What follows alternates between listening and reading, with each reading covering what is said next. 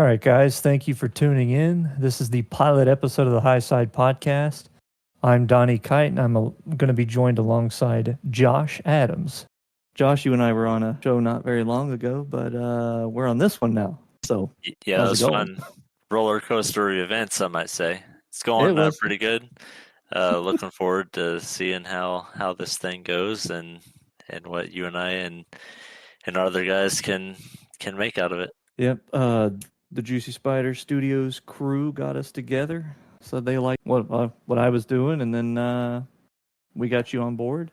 We're going to be straying more toward NASCAR related events in this show, not so much toward league racing. We may have a few pop in episodes here and there where we do discuss that, but right now our main focus is going to be toward NASCAR, and then we'll have community clips at some point implemented into these shows. So whenever we get a form or a clip submission live going, you can submit any clip you want. Me and Josh will take a look at it and do our live reaction to it. But where do you want to start us off right now, Josh? I think we just wrapped up the Clash a few days ago, or is it last week already? Yeah, so last week we had our first NASCAR attempt at Bowman Gray Stadium. It's a very interesting race. We saw heat races and last chance race, and then a pretty long main event. A lot of chaos. Pretty entertaining. So I guess we start off with the heats the day before the qualifying and everything. Yeah, I did not catch. I want to say the last chance race. I think I missed that one, but I did see the first two heat races, and most of the Clash. I think I missed like the first part of it because I was driving from work. Man, I got to tell you, it's in my opinion. I think a lot of fans have been asking for stuff like this. You know, they kind of miss the whole bump and run, beating and banging kind of deal. But I feel like I'm seeing those same fans not want Bowman Gray again. Is there a reason you might think so? Yeah, I'm not sure. I think a lot of it has to do. There's still a lot of the fan base. I would say probably more than half that's just upset about everything. A lot of times it has to do with the next gen or Gen 7 car as is. There's a lot of places, especially short tracks, that it just doesn't race well. And I think until NASCAR can get like a consistent footing, putting together pretty epic races at certain style of tracks, like I think everybody's just gonna kind of continue, being against what they see. But I think we saw a lot of stuff last week that was pretty entertaining, but also those same people that want to see the bumper and everything being used, I don't think they probably saw as much as what they thought they were going to see in the main event after that first heat race. Yeah, I think the car's getting better, slowly, but I'm starting to have, it's holding my attention more so like in recent memory than it would have when the car first came out. So it's nice to see that, at short tracks they're not just running in a conga line like we've seen before. I know their short track has been kind of their focus as of recently, so I personally like what I'm seeing. I don't mind the people knocking each other out of the way. I think it's quite humorous too, because these cars are basically tanks. You could plow through people and basically eliminate it. But I'm thoroughly enjoyed, especially when drivers are getting mad at each other, like that whole Kyle Busch and was it Justin Haley, if I remember correctly. Oh yeah, I think Justin Haley was he was the butt of a lot of chaos that happened there on night one. Yeah, he was definitely ruffling up some feathers. I liked that whole scenario, and a lot of strong performances too. I'm shocked that the 12 didn't win the race with how strong that car was. But I guess he did mention at some point that he didn't want to get chased out of there with pitchforks. But yeah, Chase Elliott ended up getting that one. Yeah, it's good for the Chase Elliott fan after last season to kind of get off on a positive foot, even though the race doesn't really matter. There's not. I don't feel like anything that they're gonna really take note wise anywhere else. I could be wrong, but good for them to have something positive to look forward to, and they're gonna hope that it sticks. But we'll have to see. There's a lot of interesting tracks to start the season. See if certain guys can start off with any momentum or anything. But you mentioned some surprise runs. We saw like Shane Van Gisbergen. He's in his first now full time year in NASCAR and the Cup Series. He ran really well at Bowman Gray. And another thing related to SVG, the return of Red Bull, some of the prettiest cars that was ever on the track, I think, were the Red Bull cars, and it's going to be cool to see them coming back out too. I'm excited to see any of these future sponsorship deals that these teams are getting, because I know sponsors are kind of like on the back burner right now. Those are more harder to come by, it seems like, with Miller Lite exiting, and now FedEx is gone. Speaking of FedEx, I'm curious who's going to be the main staple at the 11 team. Yeah, I think what we hear right now is, I'm sure there's stuff in the works, but from what we hear right now, they're kind of just doing a smorgasbord. Like I think the last sponsor I heard was National Debt Relief that's going to be on his car for a handful of races. So that's kind of an interesting one. But we get back to the Red Bull topic. I think one thing that's been missing in NASCAR, or maybe motorsports in general, for a while now, in my opinion, is like marketing campaigns. And I feel like there's Red Bull.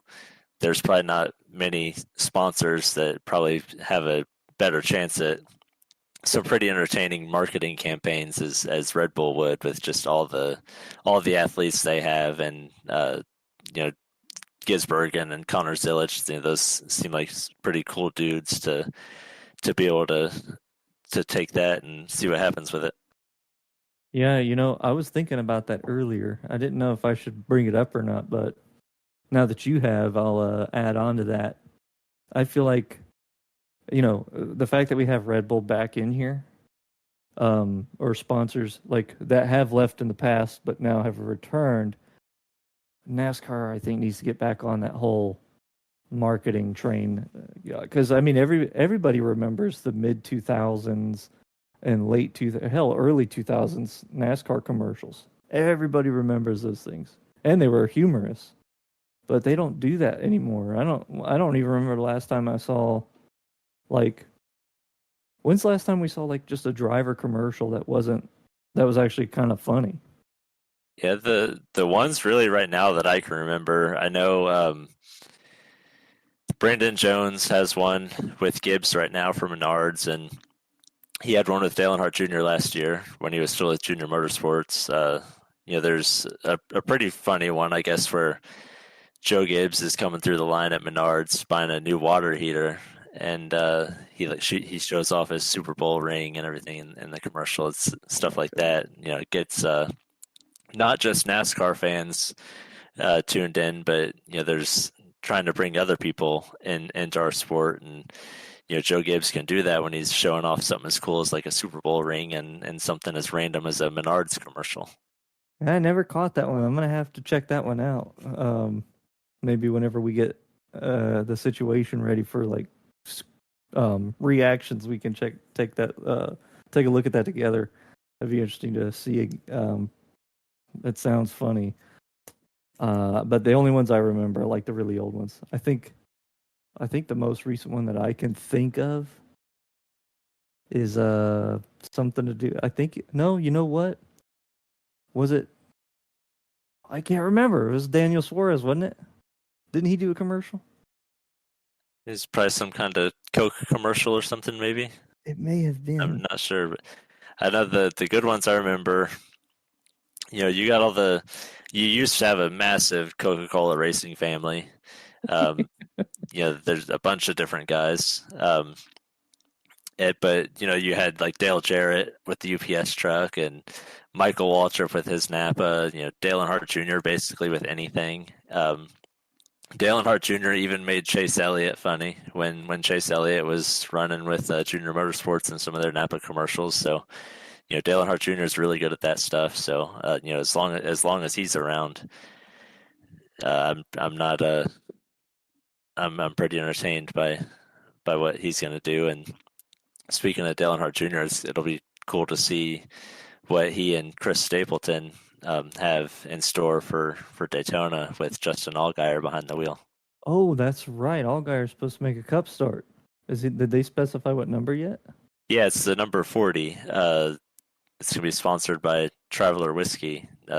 Chris Stapleton's new whiskey brand that he's got, and what better driver owner than Dale Earnhardt Jr. to show off a good alcoholic beverage on a Sunday. It's about time. We haven't seen like alcohol stuff in a while other than Chastain and Busch. I think that's all we got left right now, isn't it? Yeah, I think so. Man, I miss seeing them the Coors car, I miss seeing the Miller Lite car. The Bud car. Man, we don't see the Bud car anymore either. Oh my goodness. I There's a think lot of some of goodness. those Coke drivers, I think they've missed out on an opportunity not doing a like a Jack and Coke, like a special Jack and Coke race or something. I think that would be pretty cool. Like Daniel Suarez and Ross Chastain or something driving Jack and Coke cars. That would be pretty badass. I'm excited to see what all these hopefully we see like a new age of marketing. I know they're getting all these TV deals now on Amazon and streaming services and what have you, but I'm hoping that the marketing takes off for NASCAR as well. Now, real quick, what about the Daytona race that's coming up here in a week? Do you have any? Well, actually, first, you need to tell everybody who your favorite driver is. Yeah, like YRB, Ryan Blaney. Ryan Blaney in that 12 Dark Horse Mustang. I am a fan of Brad Keselowski, so hopefully not watching another heartbreak this year. Maybe a first time 500 win for the 6 car. But yeah, I want to know about how you feel about the Daytona race that's coming up. Is it going to be another like conga line? Are we going to see a lot of 3 wide action? What do you think? I think it's going to depend. We see it every season now with the current package and what they have. They're gonna at some point decide that it's a fuel mileage race and they're gonna run in line until like a stage end or something, or until they know that they can make it to a stage end on fuel. And then at some point they're going to decide that fuel is not a strategy anymore and they're just going to race. And that's when you see them kind of just get stuck 3 wide when they all just decide to go.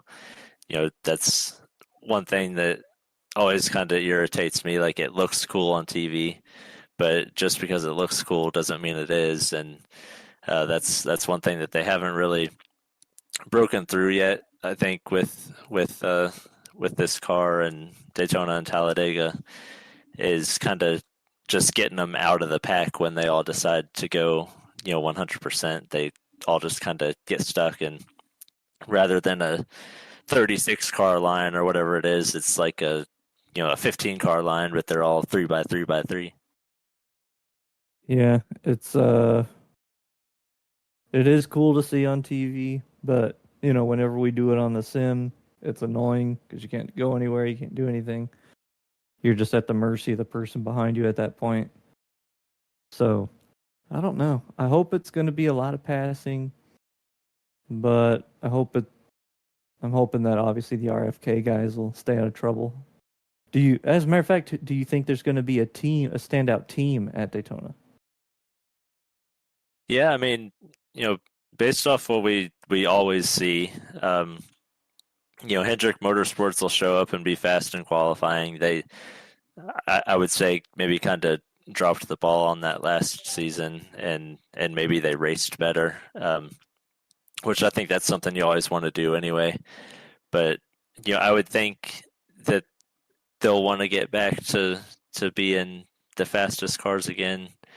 It's hard to say, but I mean, I wouldn't be surprised if front row, with Noah and Todd Gilliland were able to do what Michael McDowell and Todd did last year, like, and they go and sit on the pole for the 500 again. That wouldn't really surprise me, but I think it would be kind of surprising if Hendrick Motorsports let front row embarrass them again. Yeah, that would be a surprise. It would be interesting. I'm probably just going to be biased. Say that RFK is probably going to be up there. All three cars drafting, but I think honestly that's expected at this point with that crew. I'm interested to see how Priest is going to do, being that he's on the new team. Everyone's kind of doubting him a little bit, but I think there's a few standout people that are kind of assuming that he's going to be a hit at that team. What side of the fence are you on when it comes to Priest? It's hard to say because he was really good when he kind of just what they said, he just kind of bet on himself and threw a bunch of money at Joe Gibbs in the Xfinity Series, won some races, but we really didn't see that in the Cup Series. We really haven't seen that yet. I think he had a good run or two, maybe at a Martinsville race or something. So, he's still got, he's maybe a little bit older for, kind of as young as he is in his Cup career, if you will. But I think he's still got, a lot of his career ahead of him, of course. And, there's not many better drivers than Brad Keselowski or maybe even Chris Buescher now to learn from. So it should definitely be good for him. Good change of pace, not having as many teammates. He's got a really good veteran to lean on, so it should be good for him. Yeah, and having both your teammates having some form of a championship in the sport's going to be, I think, pay dividends as well, like you mentioned. Who do you believe going into this season? Because I know we've had quite a shakeup, honestly, with the silly season. All these drivers moving around to different teams. Stuart Haas closing down. Who do you think has the best lineup right now? It's just like driver wise. Yeah. I mean, I think you always look at Joe Gibbs and Hendrick, just because they've got the four cars. I think that kind of gives both of them an advantage over what you might say a Penske just being a 3-car team. But definitely those two, Gibbs and Hendrick, they'll be the ones most of the people are talking about. But Penske's going to be right there too. But Gibbs with with Ty Gibbs, he's going into his third season now, and then they just got Chase Briscoe. I think they're expecting a lot of big things from Chase Briscoe, and I think a lot of fans probably are too, because he's another one just like Ryan Preece. We saw him win a couple of races, but I don't think we've seen the full potential of Chase Briscoe yet. And this is obviously going to be his best opportunity he'll probably ever have to prove himself, and I hope he's able to do it. So just because of that, maybe with Chase Briscoe and in a new spot, I'd say that might be the lineup to watch, just at Joe Gibbs. It'll be pretty cool to see what he's able to do, and he's got a great paint scheme with him. The best pro, they always do the best ones, and he already looks really good in it. Yeah, I think he's going to stand out at that team for his first season. Not that anyone else isn't going to show up, but we expect Denny Hamlin to do well. The 20 car, I don't know why he hasn't won a title yet, to be honest with you. But it's going to be cool to see. So yeah, I would have to agree. Gibbs is probably the one to look at for sure this year. Yeah, both of those teams have a very, very young core, and they've kind of all really had a lot of success already. Like Chase Elliott's got the championship, and Christopher Bell, he's been in the Final Four now, 2 or 3 years in a row. So it's gonna be a good rivalry for a long time. With that being said, I want to hear about your. We'll start with your Daytona 500 winner prediction. Who do you have winning that race? Well, of course, I'll want to see Ryan Blaney finally break through. He's been at the front, I think, in more of his Daytona 500s at some point, and even towards the end, then probably not. But if I was to go outside the box and not take my favorite driver, it's tough to say, but I don't know. Maybe give it to Steve. Maybe give it to Chase Briscoe. We were just talking about him. That'd be pretty cool. But also right now, I don't know how they come up with it. Kyle Busch is the betting favorite. And, if that means anything. So Really? he's never won the Daytona 500 before. He's sitting there at 11-1 right now over Denny Hamlin at 12-1 right behind him. So yeah, Kyle Busch for some reason betting favorite. So if Vegas knows something we don't, maybe he's the guy to watch. I might have to put some money down on him then. Shit. Yeah, I don't know. I wouldn't even know who to pick. Because obviously it's such a crapshoot when they go there. But all right, if you guys are gonna put a gun to my head and I had to pick, I want Brad or anybody at RFK, but I feel like Michael McDowell. He's won it before. He's probably really excited to be on a new team. I'm sure that team's excited to get going. I think maybe they're going to hit it off pretty early. So I'm going to go with McDowell.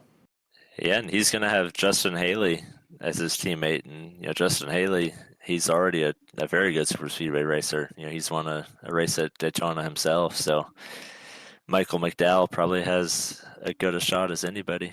So is it too early to ask who you think might end up being our title favorite? I don't think it's too early, but I think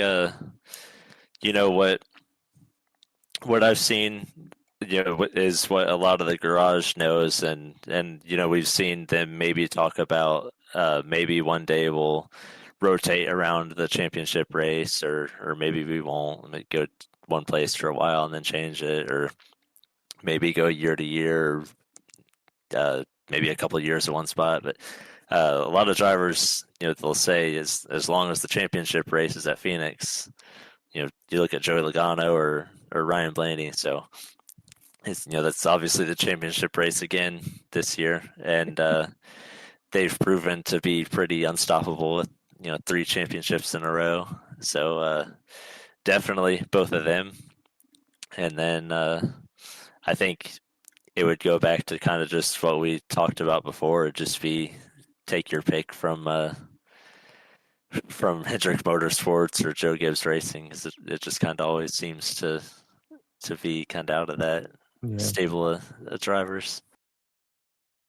Yeah, I think obviously, Logano and Blaney are the obvious picks. But it's not going to be Logano this year because it's not an even year. So if it is going to be Penske, it's going to be Blaney. But I really am starting to feel like that 20 car's overdue for one. So I'm going to have to say my title pick is going to go with Bell for this year. Yeah. And again, Christopher Bell is another one of those guys that, he seems to get better. He's been getting better every race.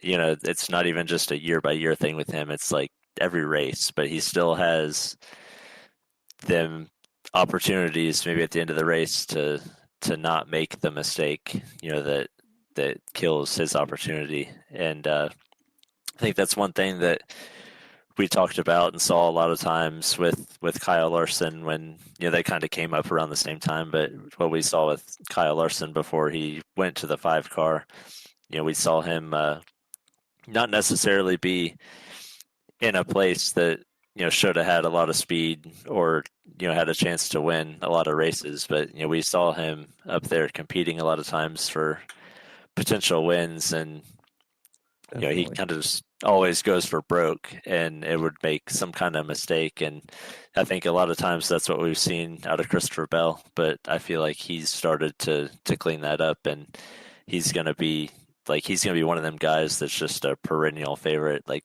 you're going to expect to see him in the championship race just about every season until he gives us a reason not to pick him. Yep. He's already done. I think he's learned plenty how to lose these things. Now it's time to find out how to win them. Josh, do you have any other topics that you feel like we should cover before we close this baby out? The only couple things maybe I was thinking about was, we haven't seen Casey Kane in a That's cup right. race since like 2014 or something. And then Matt Kenseth, we haven't seen him in a long time. They both kind of retired sort of around the same time. But they're both under the radar too. Oh yeah, Casey Kane definitely under the radar. Kind of like Carl Edwards. Maybe talk about him a little bit too.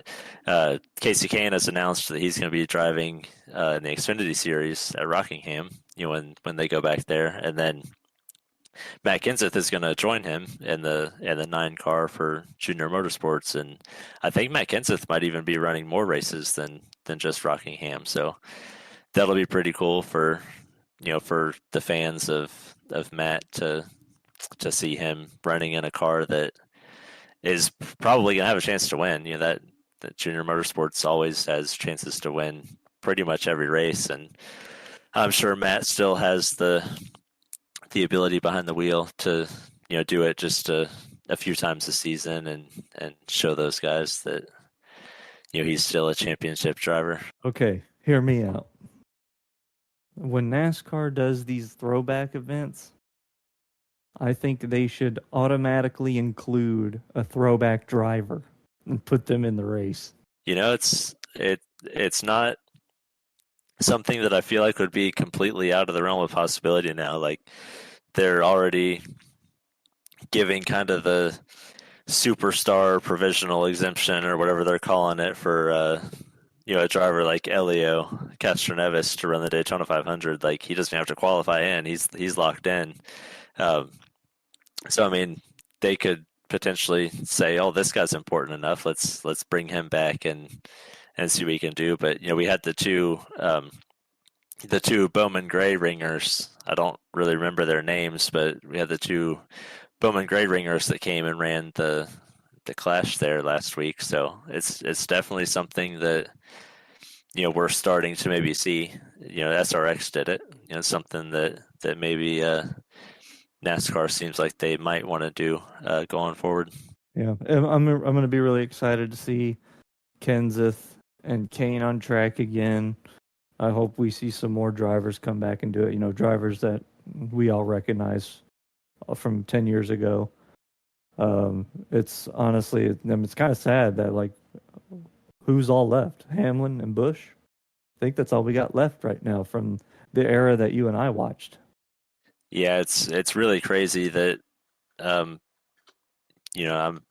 about to be 32 years old in a couple of months, and like you said, almost every single driver that was driving full time when I started watching NASCAR is pretty much gone. Unbelievable. I don't even want to know when my favorite driver Brad's going to retire. So I imagine it's probably around the corner, but I'm just going to enjoy it while I can. One sec. Sorry about that. I told them I was recording. Guess that didn't matter. Anyway, I lost my train of thought. But you did mention Carl Edwards as well. I think Kyle Larson was the one talking about him coming and practicing. What'd you say for the All-Star race? Yeah, I think they were just kind of asking him. Kyle was doing an interview, and it's one thing that comes up. They know he's running the Indy 500 again. So around the All-Star race, he's going to be the All-Star race and Coke 600. Those 2 weeks, he's going to be kind of MIA from NASCAR.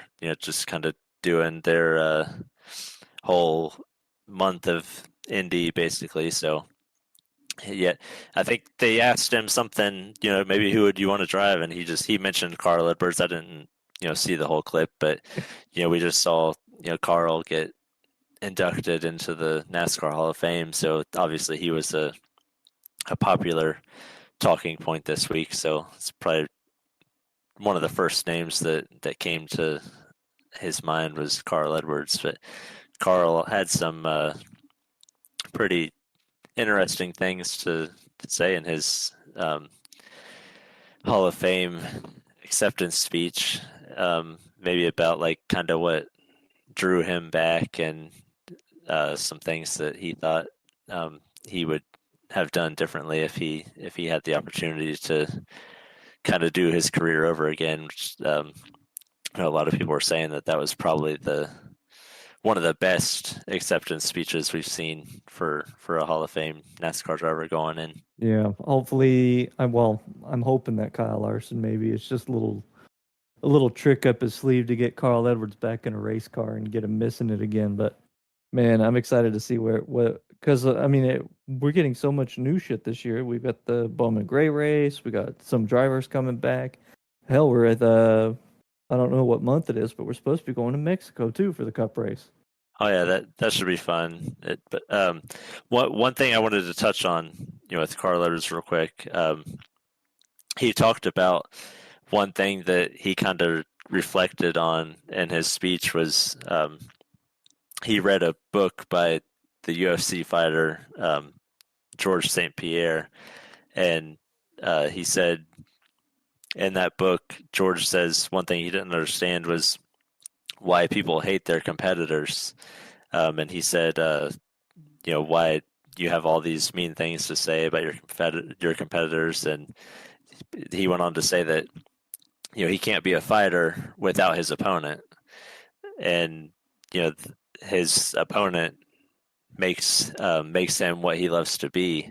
And, we saw Carl Edwards for a lot of his career. He had run-ins with Kyle Busch and Brad Keselowski and and some other guys, and I think he went on to talk about how he didn't really have relationships with any of those guys, off the track, and like nobody was really friends. And he said, if he had a chance to do it all over again, he would make an effort to kind of be friends and like those guys off the racetrack, but then still go and try and wring their neck on the track. And I think that's one of the things that maybe made him, fall out of love for it for a little while was, I think, just kind of the stresses of always having to be the best and maybe knowing that nobody likes you. This is kind of interesting.